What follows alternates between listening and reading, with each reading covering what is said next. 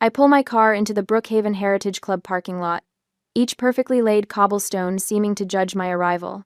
The grand Georgian-style building looms ahead with its gleaming white columns and meticulously manicured gardens, a monument to old Charleston money and older Charleston traditions.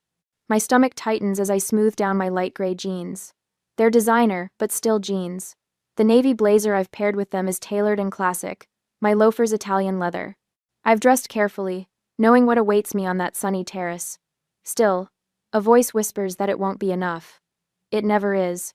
I spot them before they see me. My father, Victor, ramrod straight in his linen suit. My mother, Lydia, pearls gleaming at her throat. My sister, Celeste, looking like she stepped from a country club catalog. Their faces are arranged in pleasant expressions for anyone watching, but I recognize the familiar tension in their postures. A doorman nods respectfully as I enter. "Good morning, Miss Diaz." The click of my loafers against marble echoes through the grand foyer. Crystal chandeliers cast prism-like patterns across oak-paneled walls. My parents requested this meeting. Sunday brunch at Brookhaven, where they've been members for 30 years, to catch up. Their words, not mine. Father sees me first. His slight frown deepens, eyes narrowing as they travel from my face to my shoes. Mother's lips purse like she's tasted something sour. Celeste merely smirks, already savoring what's coming. "Opal," Father says as I reach their table. His voice carries across the terrace. "Did you forget this is a respectable establishment?" I freeze mid-step. Around us, conversations pause. Silverware stills against fine china. "I'm not sure what you mean," I say, keeping my voice level. Mother sighs dramatically. "Really, Opal, look at yourself. Jeans? Here? I told you we were meeting at Brookhaven." "They're Armani, Mother." "They're denim," she snaps. Everyone else managed to dress appropriately. Celeste chimes in. "You look like staff, for heaven's sake. Did you come straight from cleaning your apartment?" Heads turn. Whispers start. A woman 2 tables over touches her companion's wrist, nodding in our direction. My cheeks burn. Father summons a young waitress with an imperious wave. "Excuse me, could you check with management about the VIP area? Someone doesn't appear to belong." The waitress glances at me, then at my father. Her discomfort is obvious. "I'm sorry, sir. I'll need to call a manager about that." My throat constricts. I'm 7 years old again, wearing the wrong dress to my cousin's birthday. 13, bringing home a B+ when Celeste earned straight A's. 22, choosing the wrong college major. Always disappointing. Never enough. "If I'm embarrassing you," I manage, my voice barely audible, "I can leave." Father's eyes flash victory. Good. This place isn't for people who don't know how to behave. Every guest on the terrace watches now. The magnificent room with its soaring ceilings and wall of windows overlooking Charleston Harbor suddenly feels like a stage, and I'm the unwitting performer in some humiliating play. I turn toward the exit, shoulders hunched, when a gentle hand catches my elbow. "Miss Diaz," says a middle-aged woman in a Brookhaven staff uniform. Her name tag reads, Mrs. Henderson. Just a moment. I recognize her immediately, the hostess whose husband needed expensive medication last winter when their insurance denied coverage. I'd intervened quietly, made some calls, covered what they couldn't afford. She steps closer, speaking softly. "You once helped me pay for my husband's medicine when the insurance denied it.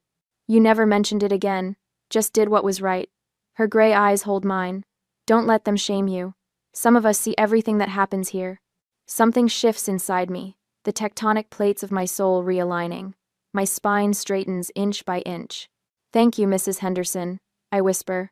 She nods once, steps back. I turn toward my family again.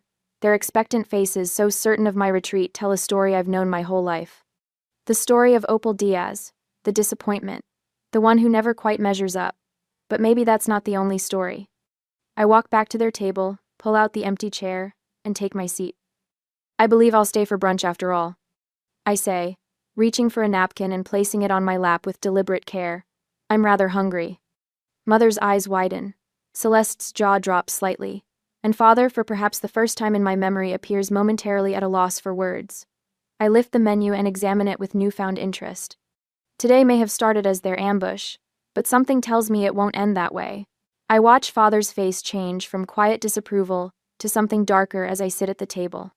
His fingers drum against the white tablecloth in a familiar rhythm, the same beat he tapped out when reviewing my disappointing report cards years ago. "This is absolutely unacceptable," he says, voice low but carrying across the terrace. "Jeans at Brookhaven. I've been a member for 30 years, and never have I witnessed such disregard for standards." Mother dabs her lips with a crisp linen napkin. "Victor, perhaps we should speak with management. This reflects poorly on all of us." "I agree," Celeste adds, smoothing her peach-colored dress. "The dress code exists for a reason." Father stands abruptly, scanning the terrace for staff. His 6'2" frame commands immediate attention, a skill he mastered during his decades presiding over boardrooms. He spots a young woman in a Brookhaven uniform and raises his hand imperiously. "Excuse me," he calls. "We need to speak with management immediately." The floor manager approaches our table. Kendra Holt. I recognize her from the personnel files. Mid-40s, competent, discreet. Her expression reveals nothing as she addresses my father. "Good morning, sir. How may I assist you?" 1. Father gestures toward me without making eye contact. "This girl shouldn't be here. Call the owner immediately." Celeste smirks, crossing her arms. Someone's about to be escorted out. My throat tightens. The familiar weight of their disapproval presses against my chest. For a moment, I consider surrendering, walking out the door, and sparing everyone the scene Father seems determined to create. But Mrs. Henderson's words echo in my mind. "Don't let them shame you." Kendra's professional mask doesn't slip. I understand there's a concern. I'll get Miss Sloan, our executive director, to address this matter. "Good," Mother says, straightening her pearl necklace. "Someone needs to maintain standards around here." The sunlight filtering through the arched windows catches on Mother's diamonds. Her wedding set 3 carats, flawless clarity and tennis bracelet mark her as a woman of means. Her cream-colored street John knit suit probably cost more than some people's monthly mortgage payments. Everything about Lydia Diaz announces her status. While we wait, Father launches into familiar territory. "This is exactly the problem with your generation, Opal. No respect for institutions or traditions." I remain silent, taking a slow sip of water. "Your sister understands propriety. She married appropriately, dresses appropriately, behaves appropriately." Celeste preens under his praise. "Jackson and I are still waiting to hear if our membership application will be approved. Perhaps if certain family members didn't create scenes, the process would move faster." Mother pats Celeste's hand. "The committee will recognize your suitability, darling." I catalog each barb, each subtle dig. The familiar family dance continues around me. Victor, the patriarch, obsessed with appearances and status. Lydia, the enabler, social climber more concerned with perception than family bonds. Celeste, the golden child who married correctly to a corporate attorney and never strays from the approved path. Their shared belief, Opal is the family disappointment. I spot Nora Sloan approaching our table. She moves with practiced grace, her tailored burgundy suit conveying authority without ostentation. Behind her follows Maggie Adams, her assistant, carrying a leather portfolio. Mrs. Henderson watches discreetly from the service station, her presence oddly reassuring. "Good morning." Nora addresses the table, her voice measured. "I'm Nora Sloan, executive director of Brookhaven. I understand there's a situation. The owner is actually on site today." Father stands taller, buttoning his jacket. "Then get the owner. We'll see what they think about the dress code." Nora's expression remains neutral. "I've already spoken with the owner." "And?" Father demands. A beat of silence follows. Nora turns to look directly at me, something like respect in her eyes. "Miss Diaz is the legal owner of Brookhaven." The words land like thunder in still air. Silverware clatters against china as Mother drops her fork. Celeste's mouth forms a perfect O. Father freezes, his hand suspended mid-gesture. I meet Nora's gaze and nod slightly. "Perhaps we should continue this conversation in your office, Nora." "Of course, Miss Diaz." "This is absurd," Father sputters, color rising in his face. "What kind of joke is this?" I stand, straightening my blazer.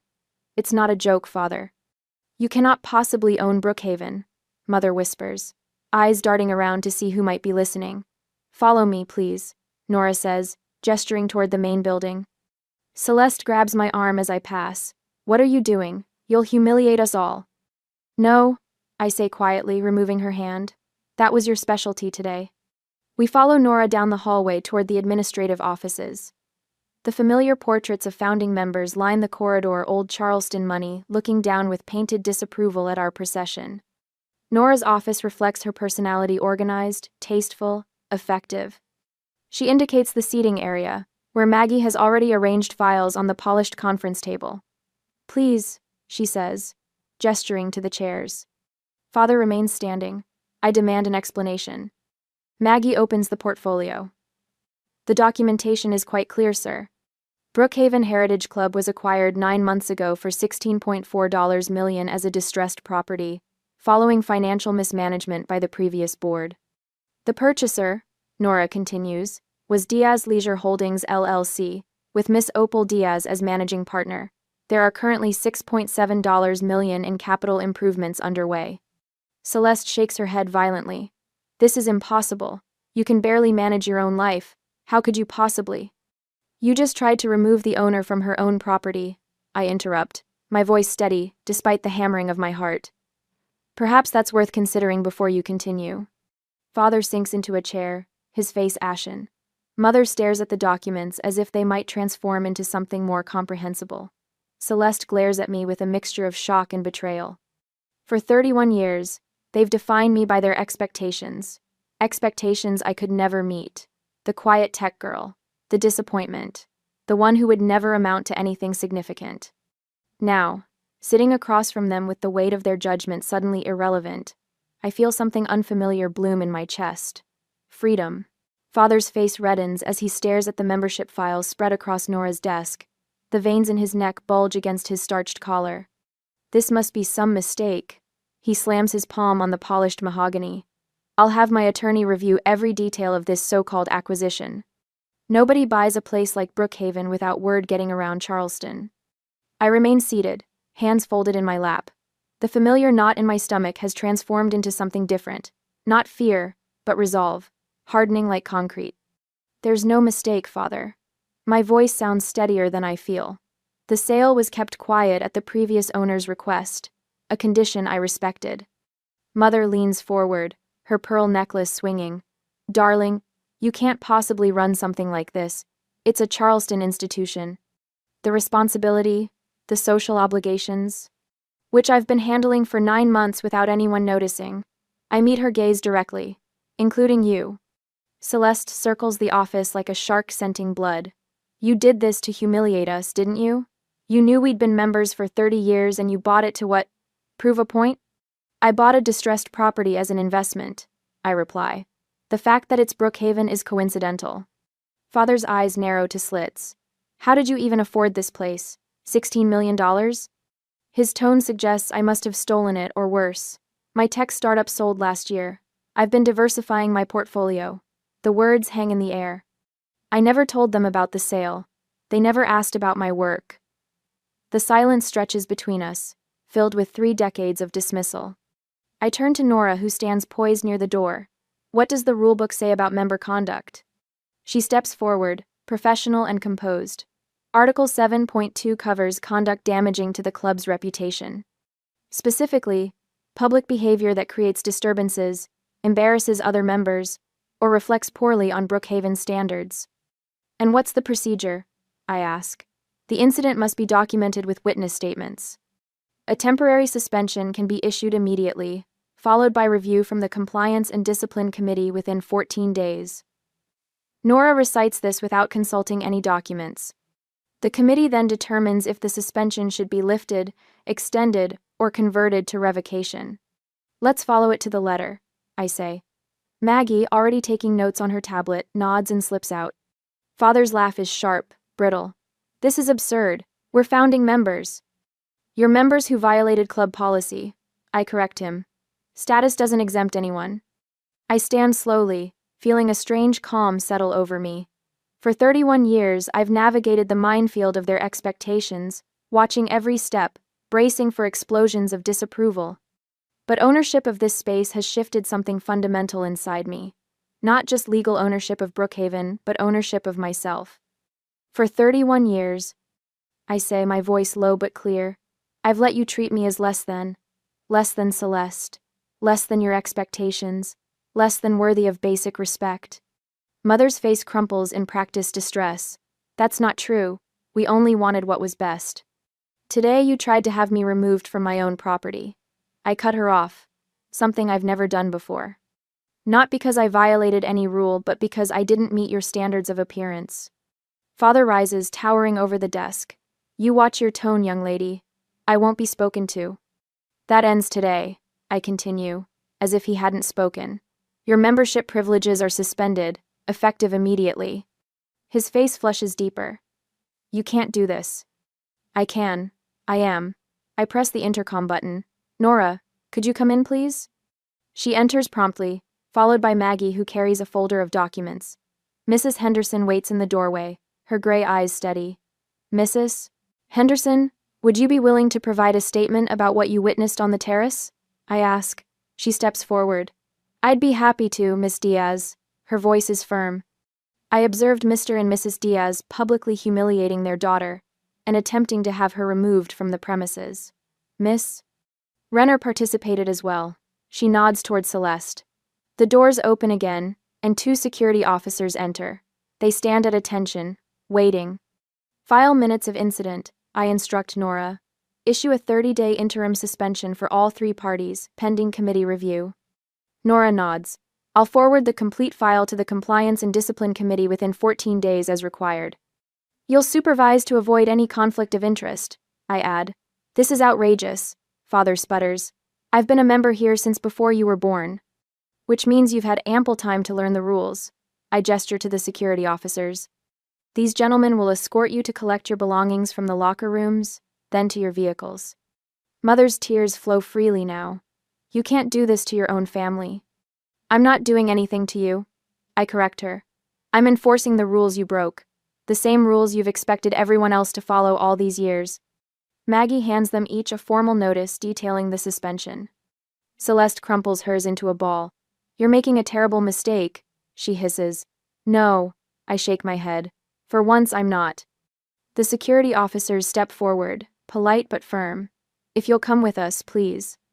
Father looks as if he might refuse, but after a moment's consideration, he buttons his jacket with trembling fingers. As they reach the door, I speak one last time. No one deserves disrespect just because they're not wearing designer clothes, or because they don't fit someone else's idea of belonging. That applies to everyone who enters Brookhaven, member or staff. After they're gone, I sink back into my chair. The office falls silent except for the ticking of an antique clock. Through the window, I watch them cross the parking lot, Mother leaning on Father's arm, Celeste stomping ahead. 31 years of criticism, dismissal, and conditional love, all embodied in those 3 figures growing smaller in the distance. Mrs. Henderson returns with a cup of coffee and places it before me. Well done, Miss Diaz. I wrap my hands around the warm porcelain. Thank you. Not just for that. She gestures toward the door. For what you did for my husband last winter. You never mentioned it, never asked for anything in return. I shrug. It was the right thing to do. She nods, understanding what I don't say. Some acts of kindness need no audience or recognition. My family never understood that. The revelation hits me like a physical force. I've spent my whole life seeking their approval, chasing validation they were incapable of giving. The startup I built, the millions I earned, buying this club.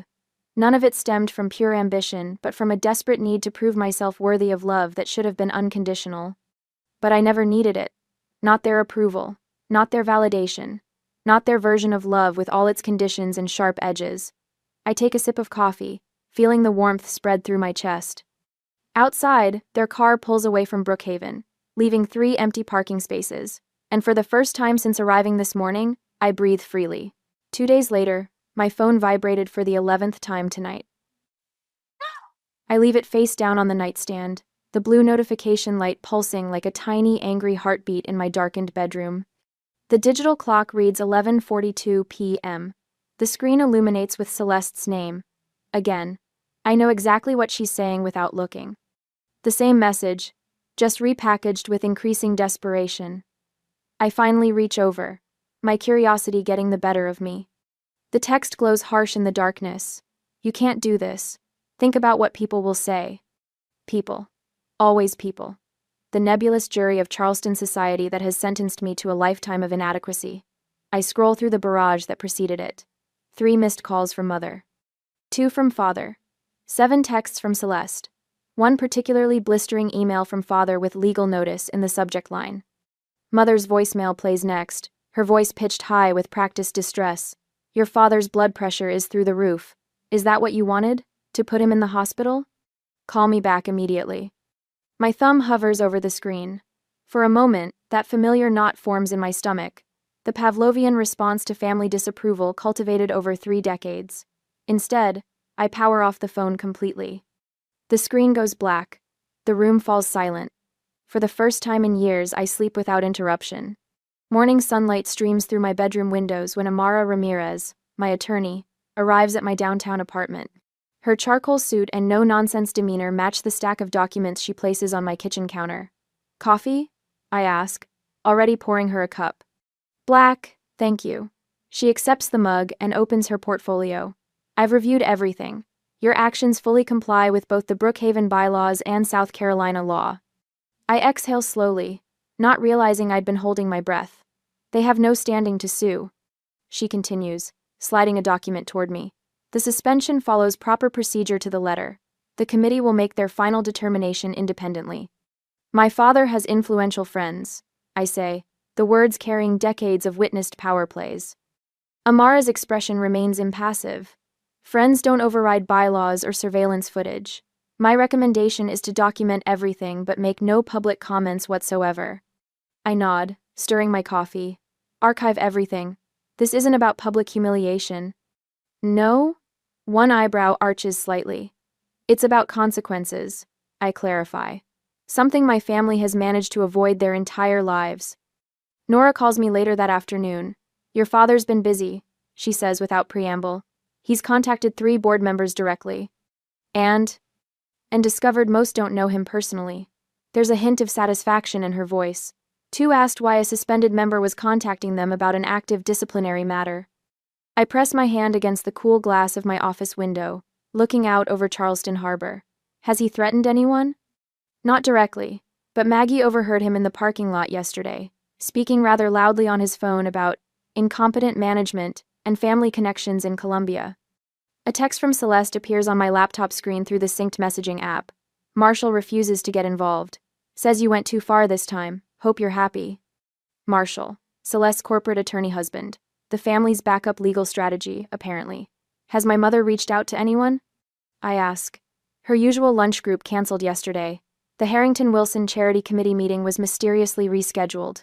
Nora's voice remains neutral, but I detect the unspoken message. Lydia Diaz's social circle has suddenly developed scheduling conflicts. And father's attorney? Called this morning requesting the surveillance footage. When informed it had already been secured as evidence, he advised against further discussion. His exact words were, "The evidence is clear." I hang up and wander through my apartment, stopping at the small balcony overlooking the historic district. Buildings from the 1700s stand shoulder to shoulder with modern structures, the old and new coexisting despite their differences. The next morning, I arrive at Brookhaven earlier than usual. Staff members nod respectfully as I pass. Not the fearful deference they showed my father, but something genuine. Mrs. Henderson joins me on the terrace, now serving breakfast to early risers. The staff lounge is buzzing with what happened, she says, refilling my water glass. Good buzz or bad? Good, very good. She glances around before continuing. For years, your family treated people like furniture. The way your father spoke to Rosa in housekeeping last month, she shakes her head. Now everyone knows dignity matters here. Does it bother anyone that I suspended my own family? Mrs. Henderson straightens. Quite the opposite. It shows no one's above the rules, even the owner's family. Members notice too. Several stop by my table, introducing themselves properly for the first time. One elderly gentleman clasps my hand and simply says, "About time someone remembered what this place was founded for. Community, not cruelty." 2 weeks pass. The Compliance and Discipline Committee completes their investigation with methodical precision. Witness statements, CCTV footage, documentation of previous incidents involving my family that staff had never formally reported, fearing repercussions. Their verdict arrives in a sealed envelope on my desk one Wednesday morning. Permanent membership revocation for Victor and Lydia Diaz. Associate status terminated for Celeste Renner. 30-day appeal window. I sign the notification letters myself. My hand doesn't shake. My signature flows across each page with unwavering clarity. That evening, I drive home along the Battery, past antebellum homes with wide porches, where generations of Charleston families have watched the tides come and go. Change comes slowly here, they say. Traditions endure. Family names matter. But sometimes the tide shifts suddenly, dramatically, washing away what once seemed permanent. My phone rings. The appeal window has opened. No appeals are filed. A week later, the glass elevator in my office building offers a perfect view of Charleston Harbor. Normally, I savor this moment, watching sailboats slice through water while mentally preparing for my day. Not today. The knot in my stomach tightens as the doors open to reveal Celeste pacing my reception area. "You're early," I say, stepping off the elevator. My sister whirls around. Her eyes are red-rimmed, her caramel hair disheveled in a way I've never seen before. Celeste, without perfect hair, is like seeing a cardinal in winter, startling and out of place. "This couldn't wait." Her voice cracks. "You have to stop this, Opal." Face beacon care. My assistant Danny glances up with concern. I nod toward my office. "Let's talk privately." Celeste follows me, collapsing into a leather chair as soon as my door clicks shut. The polished glass and chrome of my workspace seems to amplify her disarray. "Mom hasn't left the house in weeks," she blurts, tears spilling onto her cheeks. "Dad is devastated. His blood pressure is so high the doctor added another medication yesterday." I remain standing, arms folded. "That's unfortunate." "Unfortunate?" Celeste springs up. "The Thompsons uninvited them from their anniversary gala. Dad's golf partners suddenly have schedule conflicts. Mom's charity committee suggested she take a break until things settle down. Those are natural consequences of their actions. Is your revenge worth destroying our family name?" Her voice rises, hands trembling. "The Diaz name means something in this town, Opal. Or it did before you decided to humiliate our parents." "I didn't humiliate anyone. They did that themselves." "Do you even hear yourself? After everything they sacrificed for us." "What exactly did they sacrifice, Celeste?" Her mouth opens, then closes. She tries again. "They gave us everything. They gave us things. Not support, not acceptance." The phone on my desk buzzes. I ignore it. "This isn't just about them now," Celeste says, switching tactics. "Uncle Robert called me yesterday, Aunt Patricia the day before.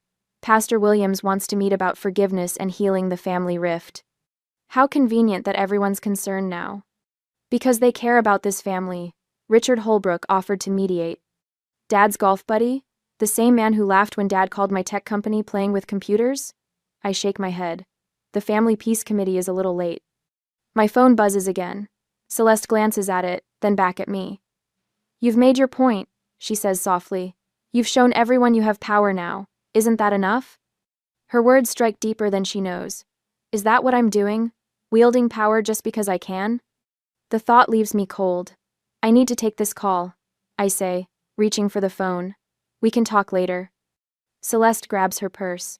"Just remember, when you're sitting alone in your big empty club, we're still your family." Her parting shot lingers after she leaves. That night, alone in my apartment, I stare at framed photos on my bookshelf. A Diaz family portrait from when I was 10, Celeste and I in matching dresses, mother's hand resting possessively on my shoulder, father standing tall behind us all. I pick up the frame, my finger tracing the glass over my younger face. Was I too harsh? The weight of lifelong conditioning to maintain family harmony presses down on me. My hand hovers over my phone. One call to Celeste could ease this pressure.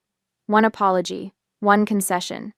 The family would close ranks again. The tension would dissipate. But at what cost? I set down the photo and pull out an old leather-bound book from my bottom drawer. My childhood diary, its pages yellowed, the handwriting evolving from childish scrawl to teenage precision. The 12th of October, 2003. Dad said my science fair project was adequate, even though I won first place. The 8th of June, 2008. Mom told Grandma Wilson I was finally looking presentable at graduation. Everyone laughed. The 15th of May, 2015. College graduation. Mom said, "At least you finished." Dad complained about missing his golf game for the ceremony. The 21st of December 2019, told family about venture capital funding. Celeste changed subject to her husband's promotion. Dad said playing with computers isn't real work. Page after page documents years of small cruelties and casual dismissals. Not dramatic abuse, just the steady drip of disappointment that eroded my sense of worth year after year. I closed the diary, certainty hardening within me like amber. No more, I whisper to the empty room. Their problems are not my responsibility. 3 days later, we meet at a neutral location, a private dining room at the Carlton downtown. I arrive first, selecting a seat that faces the door. Father enters like he's storming a boardroom, Mother and Celeste trailing in his wake. He doesn't sit. This has gone on long enough, he announces, as if declaring the matter closed. I remain seated. Hello to you too, Father. Mother dabs at her eyes with a handkerchief. After everything we've done for you, Opal, the sacrifices we made. You've always been selfish, Celeste adds, but this is beyond anything. The accusations pile up like driftwood before a storm. I let them wash over me, neither defending nor attacking. When they finally exhaust themselves, silence falls. I accept that this is how you see me, I say quietly. Father frowns. This isn't the script he expected. I'm not here to negotiate, I continue. The decision stands. Now see here, Father begins. I won't discuss it further. This meeting is courtesy, not obligation. Mother's lips tremble. Where will we go? Everyone knows what happened. You're free to join other clubs. Charleston has many. You can't just cut us off. Celeste protests. Our relationship moving forward is entirely up to you. I meet each of their eyes in turn, but it will be based on mutual respect or it won't exist at all. I stand, smoothing my skirt. Father's face flushes crimson. Mother's tears flow freely now. Celeste stares at me like I've grown a second head. You're making a mistake. Father warns. No, I say with quiet certainty.